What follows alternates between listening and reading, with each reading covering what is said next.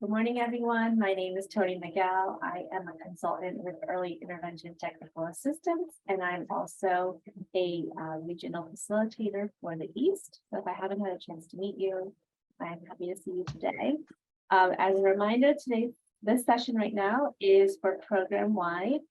It's our panel on how we are making it work, given all of the challenges early childhood programs are experiencing right now.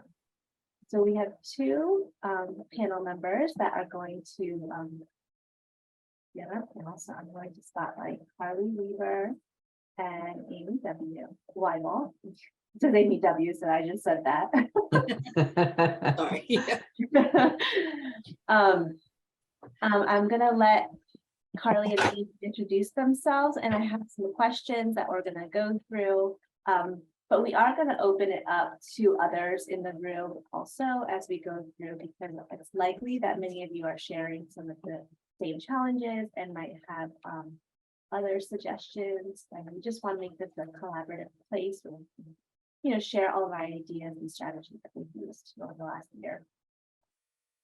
Okay, so I'm going to start with you, Carly. Can you just introduce yourself and describe the programs you support? Sure. Good morning. My name is Carly Weaver. I work for Midwestern Intermediate Unit 4. We are on the western side of the state, and I support our early intervention program for Butler, Mercer, and Lawrence County, and we are supporting children from ages 3 to 5 who have a developmental delay. Great, thanks, Carly. And Amy, can you introduce yourself and describe the programs you support? Yes, hi, my name is Amy Weibel. I am the preschool director for St. Clair Child Services. I've been with the agency for 32 years, so I've been around a little bit. My support is in-house, but it is over a variety of, we have over 50 classrooms and centers. So the support is widespread, and we have a lot of different scenarios of classes, like some are in district buildings, some are in St. Clair House buildings. So we have a lot of different scenarios to support with that. So great, thank you, Amy. And Amy, one quick question. Amy, like Carly said, hers is all about children with disabilities. What are the funding streams that you support? Okay, so we have federal and state Head Start funding, Pennsylvania Pre-K Counts funding, and we're also an early intervention provider for both birth to 3 and 3 to 5, and have a contract with our local intermediate unit to provide classrooms. So we have a lot of blended funding scenarios. Thank you. Thank you. Okay, so we're going to get started with just some general questions. And we all so everybody understands how we're going to go through this panel. I also have questions about staffing, because we know that that's been one of the most pressing issues for early childhood programs. Then we're going to talk about some options for coaching, so different pathways people might use for coaching. And we'll finish up with data and anything else that might come up as we talk. So to start, we're just going to start generally. Carly and then Amy, can you describe some of the successes you've had in the past year and what you might attribute those successes to? So we started our PBIS team it was about the year after I started at the IU, so for 5 or 6 years now, and we did reach tier 1 fidelity this last year. So that was really exciting for our program.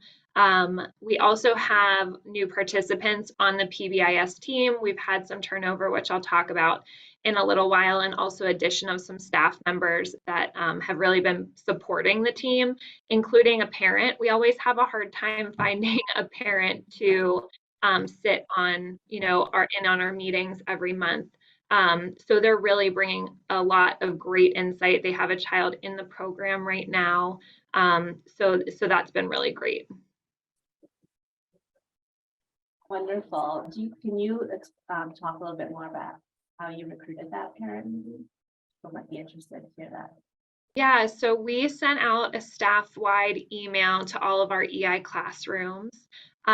And we, we're talking to the different teachers and speech therapists about anyone that they, had in mind. Before, we had a grandmother that was a primary caretaker for a child. That child aged out of the program a few years ago. And we had a teacher in our Lakeview classroom who recommended one of her parents. She has two children with developmental delays. And she thought she was very outgoing and interested. She's doing some things at home, and it really is giving her kind of like a something else to work on outside of being at home with her kids and really participating in how her children are learning in the classroom. So she was really excited to join. So it was kind of just a lucky find, to be honest, this year. So we're hoping she joins us virtually, which is also much easier for her. We actually do all of our meetings virtually, but she is able to attend because it's virtual. I think a lot of people have started to realize how virtual the world can create more accessibility for a lot of people, especially for families joining. Thanks, Carly. Amy, how about you? What are some successes you've had in the past year, and what do you attribute that to? Well, I am going to mirror some of the things that Carly said. I was smiling as you were talking because I'm like, oh, we're feeling some similar successes. So we received recognition. Sorry, I dropped my paper. We received recognition for a number of our sites at tier 1, but also tier 2 with some of them. So we were very excited about that process and have applied for next year for all of our sites to receive recognition. So we're excited about that. I would definitely feel that the operation of our leadership group is a success. We've had a strong group from the beginning. We meet twice a month. We do have members that drop out, but members that stay consistent. And that has been really important for us to lead the group. I'm proud of the group. We have an implementation plan in place that's very thorough, that keeps us on track. And I feel that that's been a success, that we utilize that to guide what we're doing. Similar to Carly, we're very excited about parent participation that we've had. We've always had parents as part of our group, but this past year we've had a lot more activity. And so we have 2 very involved parents on our leadership group.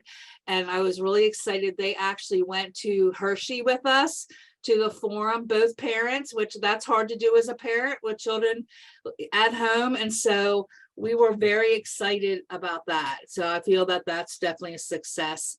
And we were able to also put in place, and a lot of this is based on data. So when we get to that conversation, I can add to that. We were able to put a full-time mental health consultant on board based on data we were seeing around behaviors. We also have, and they're on this call, we have a PBIS advisor and a coach that we were able to support through our data and looking at our funding sources. So excited about all those things. I think it's especially when we get to the data part, I think it's really cool to see how data is meaningful to actually get, what you need to support your implementation. Having that data in place is really essential because, like Sue says, if you without data, you're just another person with opinion, right? So Sue, you're on mute and I can see you want to jump in right there. I did not make that up. That's not my quote. I get quoted a lot for that, but I didn't make that.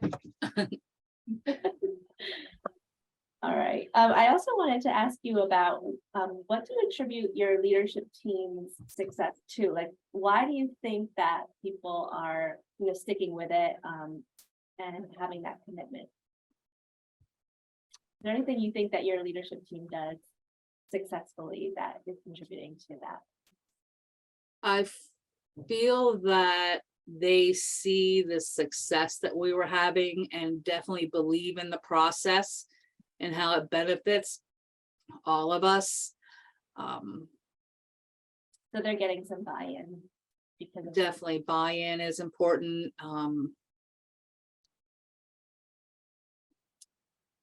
Yeah, I just think a general belief and a passion Yeah, with it. that's great. And the fact that we're, how do I say this, that we are meeting goals. I know, like, I've been a part of groups in the past where maybe you don't feel like you're accomplishing anything, or maybe don't understand the purpose. And from day one, like, one of the first things we did, and this is on the benchmarks of quality, is we created our mission and vision, what we were striving to do. We put our plan in place and work off of that. So I feel like there's a sense of accomplishment with it. Absolutely. And everybody's so busy. It's not, we're not meeting for hours and hours at a time. We don't have the time to do that. Our meetings, we stick to the 1 hour. We start on time, we end on time. And so I think that helps too, because I think people are resistant to join, where just time wise, it's hard. So we keep it kind of succinct. That's it. Absolutely. Yeah, having a good, strong, norms for how the meetings go, so that everybody feels like they're having a sense of accomplishment and power. That's really great.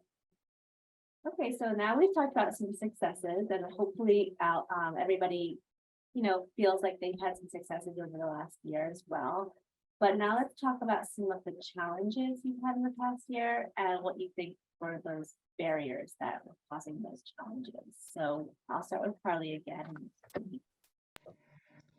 Some challenges that we've had, we have definitely had staff turnover, both in our classrooms and on our PBIS team, as well as role shifts. So one of the role shifts is myself.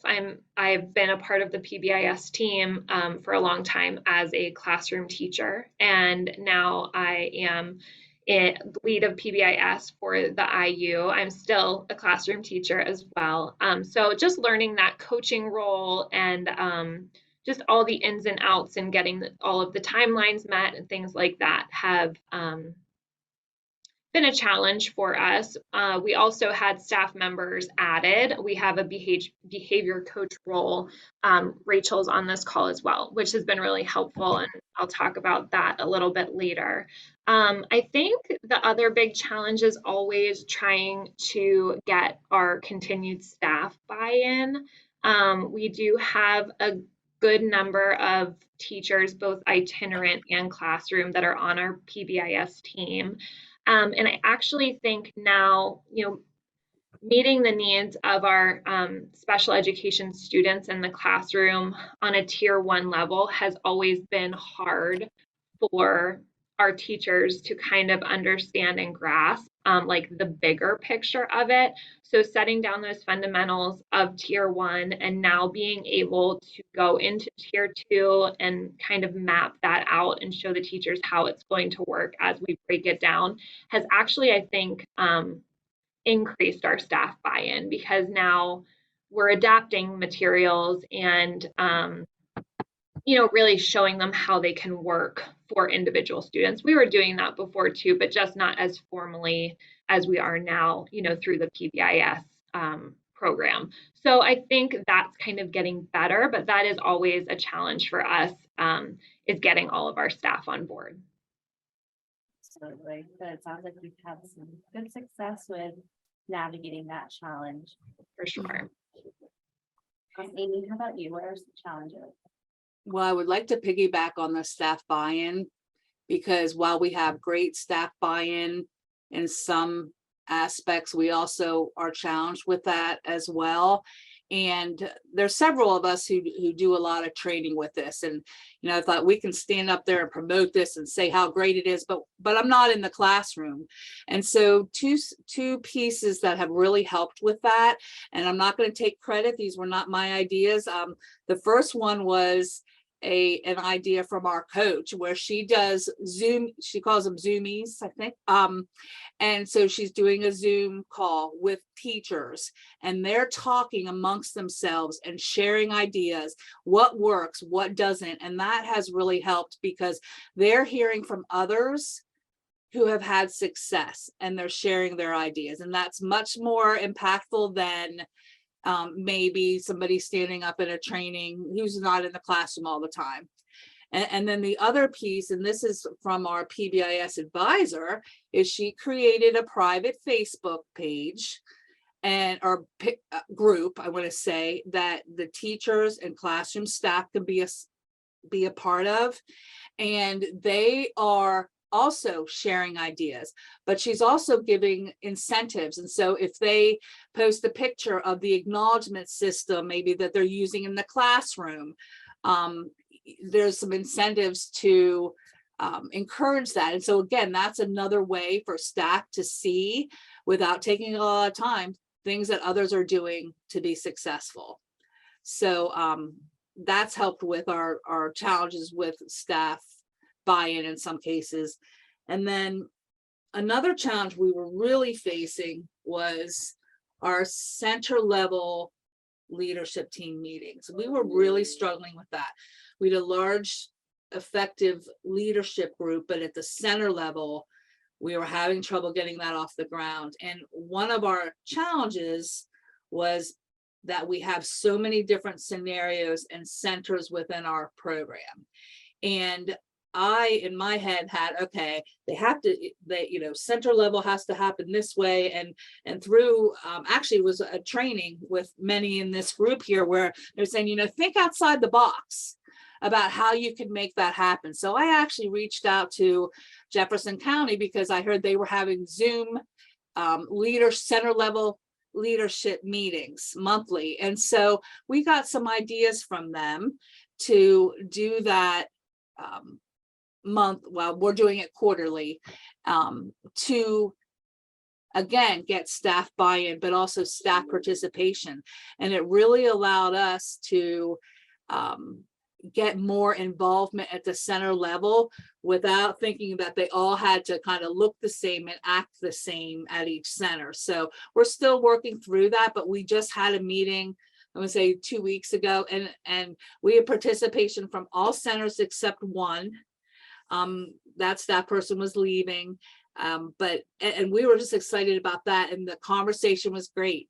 And again, it wasn't long, it was 45 minutes, but it was packed with great stuff. So that has, thinking outside the box has helped us kind of overcome some barriers. Yeah, and I think everybody probably has had that experience when you work in early childhood program-wide PBIS. It doesn't always fit the same way that it would with our school age friends. So we need to be more creative sometimes. So that's really important. I really love that idea about using social media, because sometimes we just really need that quick idea just to keep that buy-in. It's like a hit of dopamine kind of thing that you just constant reminder about what you can do. And it's just one of many ways. Yeah, exactly. Just to piggyback on that too, Tony and Amy, we have also started this year, which is new. Myself and our behavior coach, Rachel, we do classroom PLCs. We're trying to do it about 4 times a year, but we're getting our classroom staff together in person. So everyone that works in the classroom, the special ed teacher, speech therapist, and the paraprofessionals to come together, all brainstorm together what works, what doesn't work, and all the, we talk about things other than PBIS as well, but it's definitely something that we're able to all touch base at least, quarterly and help each other out. Yeah, and there's good data research behind using PLCs and more communities of practice as ways for teachers to share ideas. That's a great strategy. Okay, so our next question, our last question, our general part is, how do you ensure that you're up to date on PBIS information and pyramid model resources? So Amy, I'm going to start with you this time. Oh, okay. Yeah, I was thinking through that because I have tremendous help in that area, because as we know, there are so many resources out there and wonderful things, and having the time to look at everything isn't always there. So I rely heavily on the coach and advisor to look at information, and they share ideas, but also I can't emphasize enough the importance of attending things like the forum and other training opportunities where there is up-to-date information. Padlets, I'm in love with Padlets. When you post a Padlet and it has all this information on it, I write that down to make sure I don't forget it, so I can keep going back in there, because there is so much great information there for sure. Right, and if you don't know, on Padlet, you can make your own little Padlet backpacks. You can like collect your Padlets, so you don't have to be like, where's that specific Padlet? Because we're all in together. Carly, how about you? How do you ensure you're up to date? Yeah, a lot of the same things. The Padlets have been great, and just making sure I'm attending as much professional development as I can. Being at the Implementers Forum was great this year. You know, the TFI training that we did, I'm trying to attend the SEL webinars that EITA is putting on, bugging Lisa Gregg if I have to. And also our facilitators, our 3 facilitators for the program have been doing this for a really long time. So, you know, kind of saying, hey, do you remember when this is due? What am I missing here? And just really working as a team to make sure we get all the information that we need for the program. Yeah, it can be a lot to keep track of, especially if you're new. So that's really good to have sort of a support network. And like you said, that reaching out to people across county lines and just making those relationships, which if you go to Implementers Forum or events like today, you can sort of start making those relationships. Okay, go ahead. I was just going to say, being involved with committees and conversations where these conversations are happening, because they are happening everywhere. And so even like locally, the LICC, the Local Interagency Coordinating Council, early intervention providers and other early childhood providers are getting together. It happens in every county. That we've had a lot of discussions there about these topics, and they bring information to the table also that we learn, you know, new resources and things. So committees and meetings are important if feasible. Okay, so I think we're going to move on to talking about, I think, what is probably everyone's biggest issue right now is just staffing. But as we're talking about staffing, I do want to consider if there are other big challenges we want to talk through. So especially from the audience too, if you have something that you want to talk about, you can just throw it in the chat, or after we finish talking about staffing, then I'll open it up for some other major challenges that are occurring. Like I was thinking maybe buy-in might be something we want to talk a little bit more. Okay, so our first staffing question, and Amy, I'll start with you again. How has staffing issues such as recruitment, retention, and just having coverage, because we know everybody is out, I mean, even my son is home today sick. So how has all of those issues impacted your coaching and facilitating roles? Well, it definitely has impacted them. Like everybody else, we're dealing with staffing shortages. We're dealing with hiring staff who maybe this is their first job, and we're putting them in a classroom with some of the most challenging children. So there's a lot of pieces involved with that. So in terms of how that, I mean, it's definitely impacted. And what I feel is helps keep us grounded with that is making sure we have policies and procedures in line that are streamlined, that can be utilized in all scenarios, so that when we have new staff, we have a training plan, we're making sure we cover all these areas. We have, you know, how to spread the wealth with our coach and our advisor, because obviously one of each can't cover 52 classrooms every day and every week. And so making sure that we have solid things in our classrooms so that anybody who's coming in or jumping into that scenario can learn off of what's happening. Yeah, do you mean like materials and things sort of ready to go in the classrooms? Is that what you're saying? Materials and procedures, and something we put in place a couple years ago, we call it a solutions plan. So a solutions plan is utilized in a classroom to document what types of things we're doing to work with children who are starting to need some intervention. So they're not at a tier 3 yet, but we're starting to do things a little bit differently.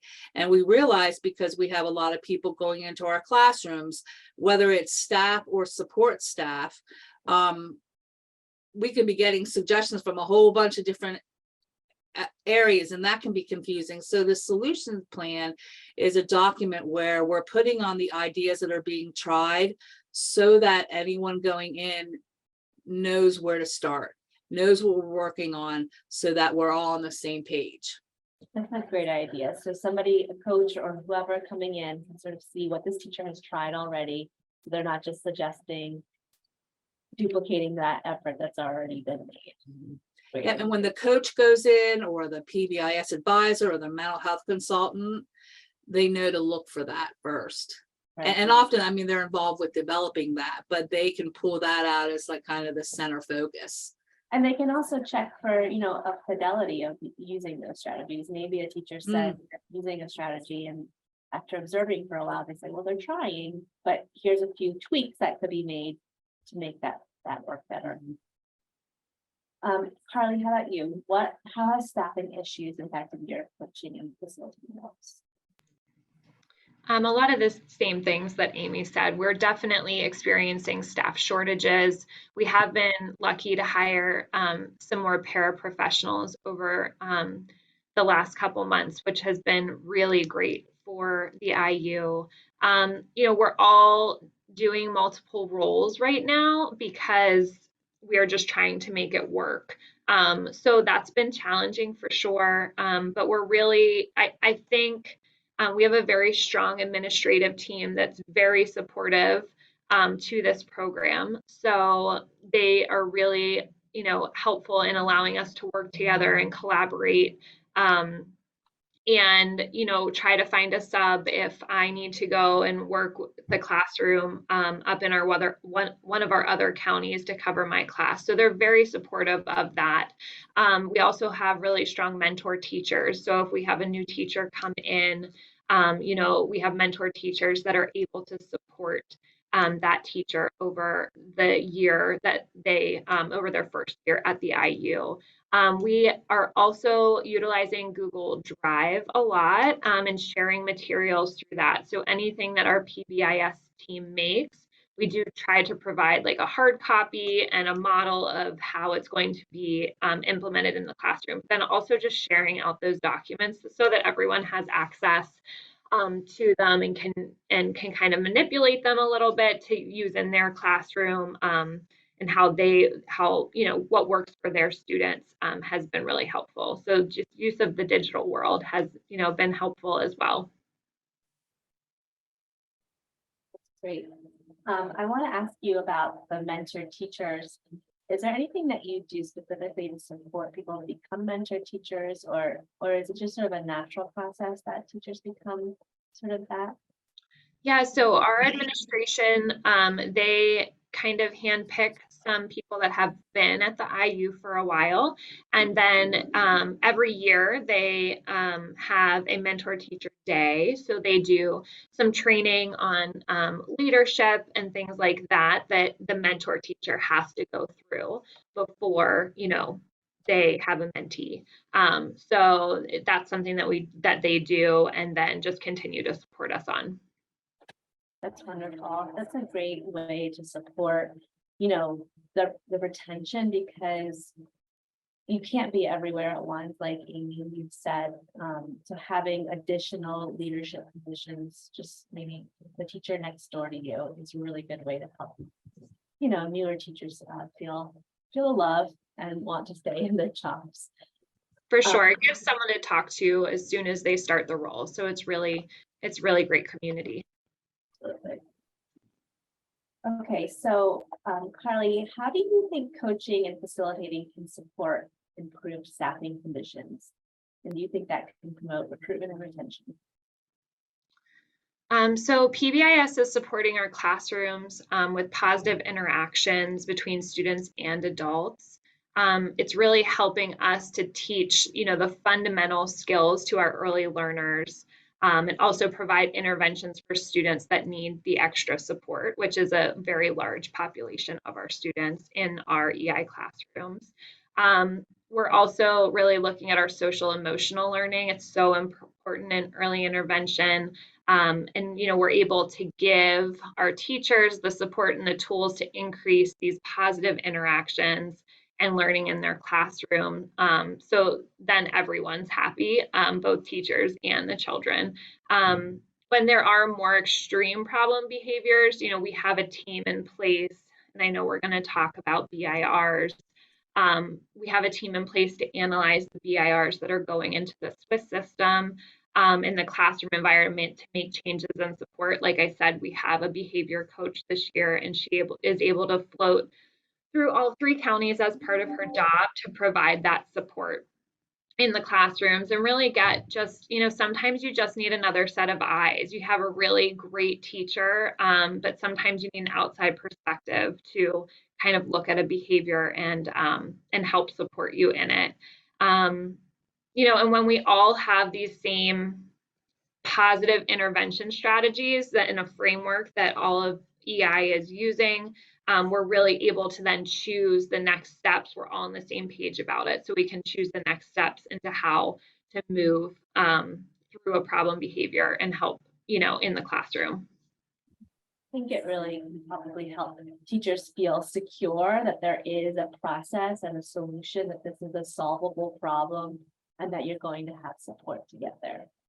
Yeah, it's definitely been a little bit of a shift. When people come into your classroom, sometimes you get a little heightened, like, why is that person here? I can do it myself. So myself and our coordinators or slash facilitators and Rachel, we've really just been trying to build that community that, like, hey, we're here to help. We're your peers. We just are an outside perspective, and move forward from there. Absolutely. And I think it's important to try to, if keeping that role very specific to a support role instead of an administrator, supervisor role. So something to think about for our programs, that if you can try to keep those processes separate. Amy, what about you? How do you think coaching and facilitating can support your staffing conditions? Definitely the staff feeling supported by having somebody come into their classroom to work through challenges. And like Carly was saying, like, that whole trust factor is so important. But also I feel with us, our coach and our advisor have both been teachers for many years and have been through some of the most challenging situations with children. And so they've been there and worked through these things. And I think that's very important too, because teachers respond to that. Like, okay, what things I'm going through, you've been here before. And so I think that when sending support into a classroom, those are important things to consider. Prior experience in classrooms with children. I think that's been very beneficial. Absolutely. Yeah, people want to hear from people who've been there before. So I'm going to open it up a little bit here to see if anybody else in the room, our Zoom room today, has anything they want to share about their challenges or successes specifically to staffing. So recruitment, retention, providing coverage. How has that impacted your role as a coach? So you can put in the chat or you can unmute at this point.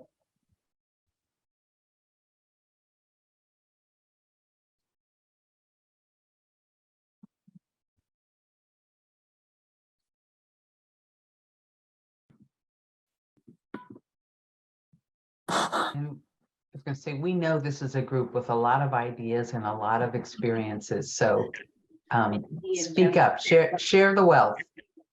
Mandy and Jody, looks like you're unmuted. So Jody and I were sitting here talking about our center and how we have just gone from tier 1 with Fidelity to now we're sustaining, and we had staff buy-in with that initial phase of getting Fidelity, but we're starting to feel a little bit overwhelmed and getting a little pushback with the staff, just because now they need to understand, I think, is the fall of how using the data, or, using the tracking forms to get the data to prove to them, how this works in the greater picture. And them not understanding that greater picture of how this cycle all works, how the program is going to benefit us, but we need the data to work through it, to make it continue. And so, finding the time, that's the big key, finding time to present to them and get them to understand that they need to use the tracking forms. They need to give us the data so that we can help them. And then having the time to follow through and coach them through whenever they're having a challenging behavior, it is the tough part. And that kind of is where we're stuck, so to speak. Yeah, that can be frustrating. Does anybody have any ideas for them about, how to get more buy-in about collecting data and how it can inform your process? I know, Amy, you talked about a little bit about how it's really improved your results because you have that buy-in by showing how the data is, leading to hiring new positions and things like that. Yes, and I can't stress enough the importance of data and looking at it on several different levels, from the angle of an individual child, center level, program wide, but utilize that data. Like there was a group of us where we took our data into a meeting with our CEO and we were spitting out numbers and numbers of behavior incident reports we were having, the number of children involved, classrooms, and that opened a conversation. And like I said, it led to, and we are fortunate to have various funding streams, but there's also grants out there that can be applied for where you can talk about your data. Like it really can drive programming.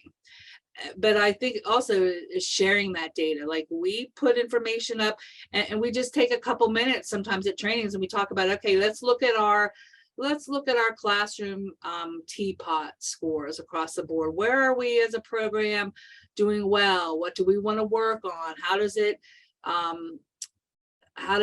what I want to say, sync with how the children are doing in the classroom?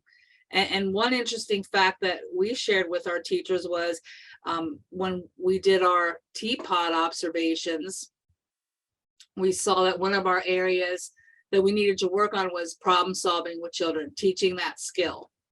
Well, interestingly enough, our children on our assessment data were showing lower scores on problem solving.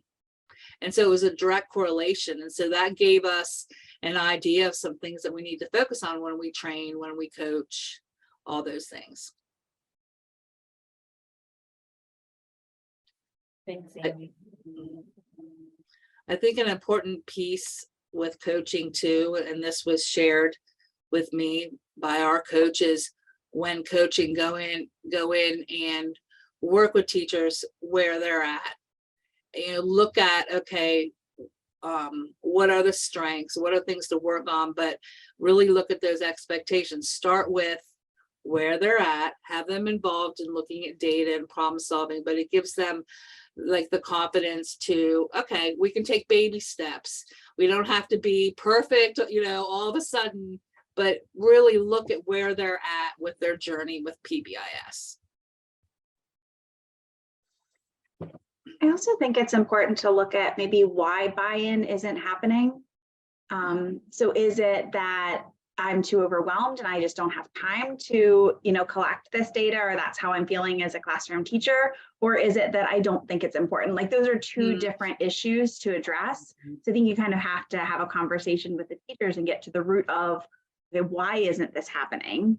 And if it is that they don't understand why the data is valuable, then maybe having a conversation, what data would be valuable to you? Like, what do you wonder about when children are struggling in your classroom? And is there a way that we can collect that data too, so that it's just more meaningful for them? Because then maybe they see that connection between, okay, what I'd like to know, I'm actually getting out of this too. So it isn't just a like, here's the form, we really need you to do this, please buy into this. It's a collaborative process. And really celebrate those small steps. It is so overwhelming when you have children with extremely challenging behaviors in a classroom in many different aspects. And we're not going to get to from 0 to 100 in a day or two. It's a long process. And that in itself can be frustrating and hard. So celebrate those little successes and build on that. I think that's really important. And there's a lot of ways to do that in simple ways that don't take a lot of time and minimal effort. I just wanted to add that with the teapot, we were kind of seeing that. I'm from IU4, where Carly, I'm Rachel, the behavior coach. But with the teapot, we were seeing like staff being like, oh, they're doing this assessment, and it's just another box checked. And so we really involved them as a team, teachers, speech and para, in creating their action plan once those goals were generated, from those assessments. I created a version of a self-assessment. So I let them assess themselves with, I pulled stuff from the teapot, let them assess themselves all individually, all three classroom staff. And then I'd compare that data, and then we together would generate a plan. And then they would also generate steps towards those goals. So they were really breaking it down themselves. And like, why are we making these changes? It's not just, to tell you you're doing something wrong, change it. It's, this is helping you grow. This is helping us also reach fidelity, and kind of putting them in charge of not making it where it's a huge task added to their list, but just something that, like, let's mix this in and generate it to help. And I did that last year. And then this year will be my first full year doing that with them. And I have seen such a difference with even the communication relationship with myself being in the rooms, and, the whole classroom staff wanting to make those changes and quickly changing and seeing why those changes are beneficial to them. So. And if it's okay, if I can just jump in and piggyback onto what Rachel was saying. Hi, everybody, I'm Shanna, and I'm from IU4 as well. And I've been in early intervention now for about 8 years. And since Rachel has come on board, to give her a little bit of a shout out, I can't stress enough that the way she has set up our system with our classrooms, the bottom line is just being mindful that we're being inclusive of our staff. And she is so right. The difference since we have brought them more on board with us, giving them a voice, giving them a chance to take a look at their strengths and areas where they need some support, has made such a difference, because I think we're finally just now rounding the corner where they're not looking at us as coming into their classrooms as these people who are sitting from their ivory towers. They're really feeling like they're a part of our team, we're a part of theirs. And that's a big shout out to Rachel. It's because she was very mindful of making sure they had a voice. So they're a partner with us right along the way. They're making decisions right along the way. So that's really helped us a lot. Oh, Rachel. I'm so excited. That's really great stuff. There's some good stuff in the chat too, if you haven't had a chance to look at that. We all know that it takes time to build trust. You can't just assume, oh, we're going to start this year with this team and it's going to be great. You have to, just like we build trust with kids, you have to build trust on even longer with your staff. So, right, like you said, so having communication up and down the chain is so important. So if teachers feel like their voice is being heard at those leadership meetings by including teachers on the leadership meetings, or their data being shown back to teachers and asking them, does this reflect what you've been seeing in the classroom? Does this make sense to you? Where do you think we need to focus efforts? Okay. So I'm going to move on to some coaching questions. I'm going to spotlight Carly and Amy again.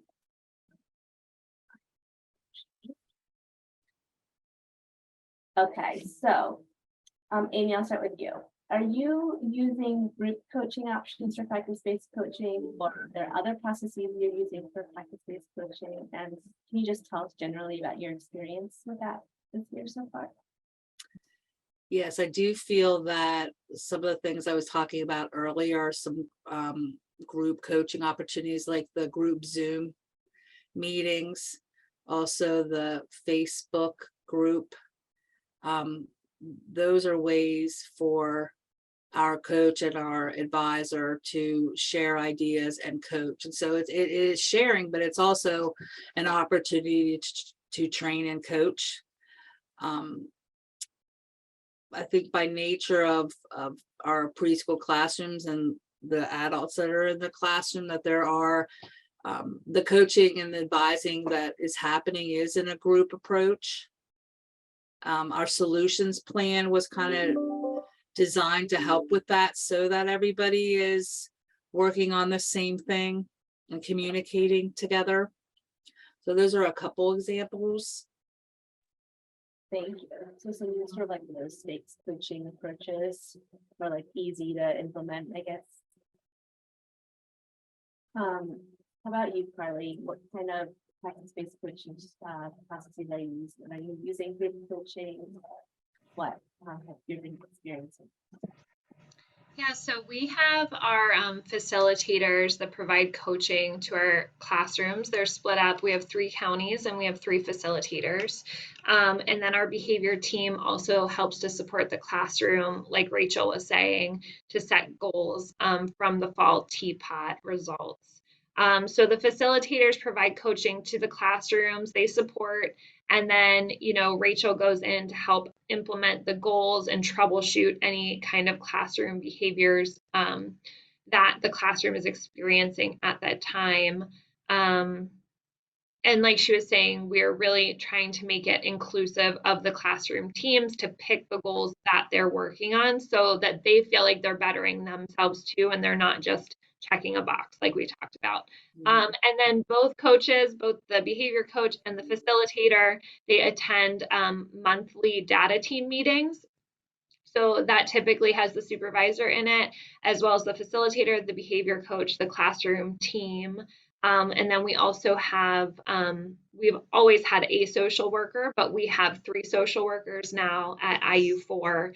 And so they've been jumping in on those meetings as well. And they have been a great addition to our team and working with our classrooms and just giving us another perspective to consider when implementing things with PBIS and then just other general situations that might come up. So yeah, those data team meetings, we've been doing those, I think, for 3 or 4 years. This year, we are trying to keep them in person, and then people attend virtually as they can, but I mean, if they have to.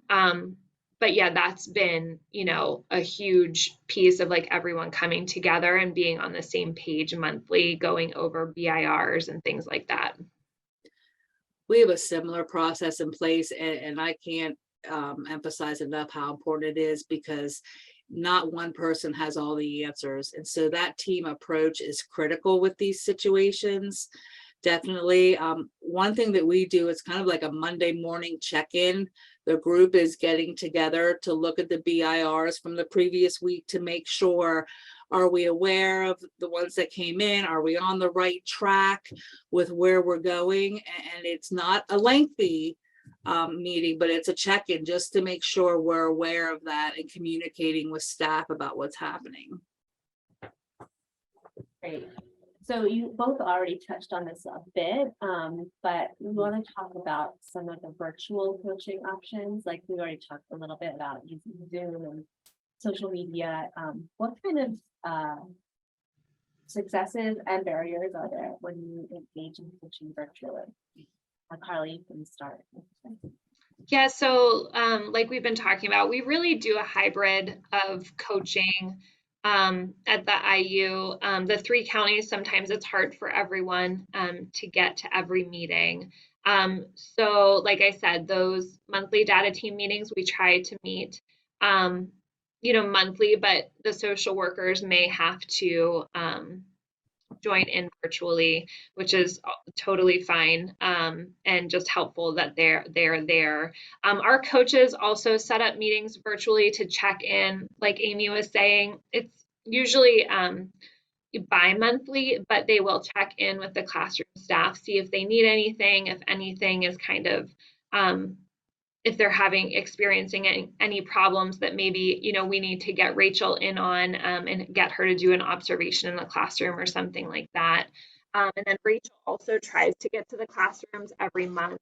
The in-person meetings, it's just nice to be back together when you can be. So the in-person meetings just really allow us to, you know, talk through some challenging behaviors in the classroom. They're in the classroom space that teacher works in. So sometimes talking about layout or materials that are up, or maybe, hey, you need some more visual supports, things like that. So everyone's kind of in there and experiencing, you know, what the child is experiencing. Virtually, it just allows for that quick support. You know, if you like, hey, do you have 10 minutes to talk about something, and you can join a virtual meeting really quickly. So that's also been a great addition, you know, to our coaching model. And so having a multitude of options really can address lots of different ways that you want it. For sure. Amy, how about you? What are I just want to agree with everything that was said. And for us, we're in a rural area. And so to pull people together, there's a lot of travel involved, and it's not always easy. And so just that the virtual pieces can work around the class times. And so I feel it's been a lot easier to get staff together.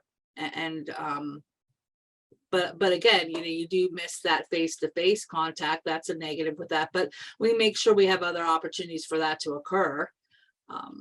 But virtual has been helpful. Yeah, so not making it the only way you have contact with teachers is important. Danielle, I see you have your hand raised.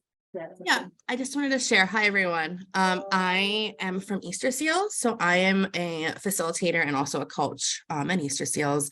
And we initiated virtual group coaching last year, primarily not because of location, but primarily because of staffing, because we just don't have the coaches to support all of our individual classroom teachers. At Easter Seals, we don't have like a coaching position. So I'm the division director. I'm also the facilitator. I'm also a coach. And we have behavior specialists that are coaches. We, before COVID, had trained groups of therapists and teachers to also provide coaching supports to their peers. And we don't have them anymore. So we started this virtual group coaching last year, and we based it off of a model that we got from NCPMI, and it worked really well. And this year we're like, okay, how can we like take it a step further? We did notice some of the barriers, like you guys, like that personal relationship piece, right, kind of gets taken out. So we this year are still doing group coaching, so it's not individual coaching. However, we're doing it in person. And for us specifically in Delaware County, we split the group, so it's not, we only have 6 classrooms to begin with, but we split the groups into kind of more experienced teachers that have had some individual coaching prior, and then our first, second year teachers, because right, they kind of need different types of supports. So we were able to differentiate the coaching topics and training provided based off of their experience in the classrooms. So far, so good this year with the in-person groups. I have to say again, I'm just going to piggyback on what I think Amy said. The attendance, I feel like, was better virtually because things happen, right? In the classroom and meeting in person. I think there's always more variables. Meeting virtually is more convenient. Definitely. I mean, for us to pull together an hour meeting in the past without virtual, it would have been like a 4-hour ordeal, travel and all that. And so, you know, that ease of access has been really helpful. I don't think it's the only way, but it's definitely a helpful way. And having different ways to group your teachers is a good idea. So one way, like Danielle said, might be your experienced and your more novice teachers, but you might also want to group by what kind of goals they have based on TPOT results. So lots of different approaches to coaching. There's not just one way to do practice-based coaching. So like we talked about before, making this work, thinking outside the box is really important. Jennifer, I see you have a hand raised. Yeah, our program, first of all, what we did was change our behavior team's name to social emotional learning coaches and social emotional learning assistants. But we really brought in trauma, I want to say, and all the research surrounding trauma and brain development. And then COVID, I don't know about you all, but we are seeing, I've been at Head Start for 25 years, and we are seeing kids coming on into our program on a developmental level that we haven't experienced. So it's kind of like, can we look at the social emotional development of these kiddos? And if we really look hard and assess, we would say our 4-year-olds, chronologically 4-year-old kids, a majority of them are operating on a 24-month level when you're talking social emotional development, because these are the kids that were born during COVID and, you know, families experienced a level of isolation that we've never seen before. So just wanted to throw that out there. Thanks. Well, and the fact that you brought up trauma, I think is so important because, you know, that is so important. I was on a panel discussion, that's probably about a year ago, and there was a physician who said, we have all been through trauma these last couple years. And so thinking about that, how that manifests in children, they're coming into our classrooms feeling trauma from a variety of things. And so it's not just being aware of the fact that it's occurred, but then, okay, how do you deal with that? How do you respond to a child who's been through trauma? And we're fortunate enough to have a mental health division in our agency. And so I connect a lot with some of them just to say, okay, we know this has happened. What are some things that we can do to support this child who's gone through this type of trauma? So that's a very, you know, if you haven't had training and conversations around that topic, it is critical. Absolutely. But we do want to remember that that's just part of the equation, that understanding the trauma background, and we also need to still consider using our PBIS strategies to support those kiddos, because just knowing about trauma informed background is important to sort of frame it, but also wanting to ensure that we use trauma PBIS strategies. Megan, I see you have your hand raised. Hey, I just wanted to share a little bit about some experiences that we're having. I am a facilitator and an external coach for 2 separate programs, Pre-K Counts and another Head Start program. What we're running into is we have a ton of really great TPOT scores. Like, we know our teachers are doing a great job across the board. We're looking at data.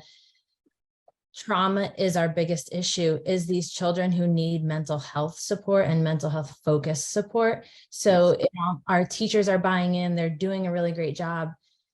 They're just getting so frustrated in that they still have those 1 or 2 children in their classrooms who they can't get through to. They send them home every day to even more trauma. And they're just doing their best, and they're getting frustrated because some of them they only have for a year. They know they're going on to elementary school, and they will get even more supports in elementary school, but they're just so frustrated that they don't personally have enough hands to be enough support for those children who we know have significant trauma in their background. So some things that we put in place, we do PKBS screenings first thing in the year, and then our teachers immediately start doing action plans. So getting some goals in place based on some PKBS scores initially. Then we have child study meetings along with our leadership team meetings. So leadership team meetings, and then we meet for child study the week after that. And all teachers are invited to come virtually and just share out some of their action plans that they have based on their PKBS scores. and some of those red flags, just so they feel like they're not alone. And so that they can share what they're trying and what's working, and then trying to look at the data and see the little bits of progress that are being made in what they're doing. It's just, I think we had maybe more buy-in 5 years ago than now, because they've done everything they possibly can, and they feel like they're not making as much change in some of these higher concerning kiddos. It's not necessarily advice or anything. I just wanted to share it out there in case other people are seeing this also, and seeing their teachers kind of becoming Frustrated. out or checked out at times. Honestly, they're like, oh, another meeting to talk about not getting anywhere with these kids. I appreciate you sharing some strategies, and we are going to have to finish up this panel. We didn't get to data, but a lot of the sessions today are going to be about data, so I think we'll be okay. I want to take a moment just to thank Carly and Amy so much for taking the time to gather their thoughts and share those with everyone here today.